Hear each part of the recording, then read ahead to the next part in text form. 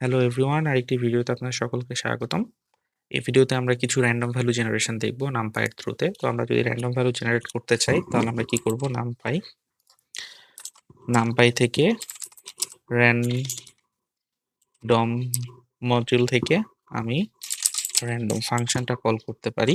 আমি যদি এখানে 3 দিই তাহলেও আমাকে কি করবে, র্যান্ডম 3টা ভ্যালু দিবে।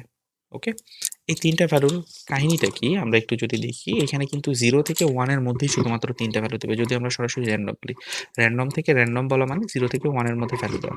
ওকে, কিন্তু আমাদের যদি ইন্টিজার দরকার পড়ে তাহলে কি করব, np.random.randint। ওকে, আমি যদি র্যান্ডম ইন্টিজার দিই তাহলে কিন্তু এখানে একটা বিষয় আছে, আমার লো এবং হাই বলে দিতে হবে। অর্থাৎ আমি কত থেকে কতর মধ্যে যাচ্ছি, 0 থেকে 11 মানে 10 পর্যন্ত যাচ্ছি। আমার কতগুলো দরকার, আমার দরকার 3টা। ওকে, তাহলে 0 থেকে শুরু করবে, 10 পর্যন্ত যাবে, আমার 3টা ভ্যালু লাগবে। এর মধ্যে থেকে যেকোনো 3টা ভ্যালু আমাকে শো করবে। 952 3টা র্যান্ডম ভ্যালু আমাকে দিয়েছে। ওকে, এরপর আমরা ইচ্ছা করলে কোনো ডিস্ট্রিবিউশন থেকেও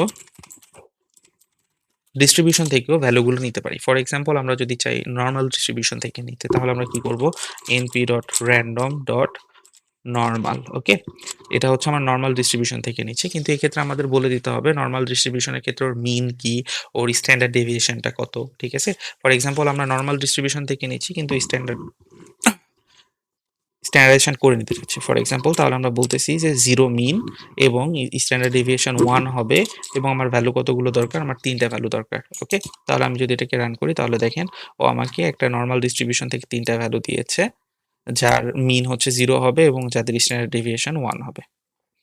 ওকে, সো এখানে শুধুমাত্র নর্মাল থেকেই না, নর্মালের পাশাপাশি আরো অনেক কিছু থেকে নিতে পারি, যেমন লজিস্টিক থেকে নিতে পারি, লজিস্টিক ডিস্ট্রিবিউশন থেকে নিতে পারি, ইউনিফর্ম ডিস্ট্রিবিউশন থেকেও নিতে পারি, ইউনিফর্ম ডিস্ট্রিবিউশন থেকেও নিতে পারি। সো নামপাইয়ের যে ডকুমেন্ট আছে, অফিসিয়াল ডকুমেন্ট আছে, সেখান থেকে আপনারা এগুলো দেখে নিতে পারেন।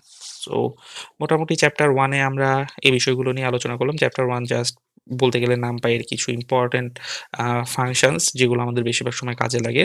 আ বিশেষ করে মেশিন লার্নিং এ যেগুলো বারবার আমরা দেখি, এই ধরনের ফাংশনগুলো নিয়ে আমরা শুধুমাত্র আলোচনা করলাম। সো নেক্সট চ্যাপ্টারে দেখা হচ্ছে আপনাদের সাথে। Best of luck.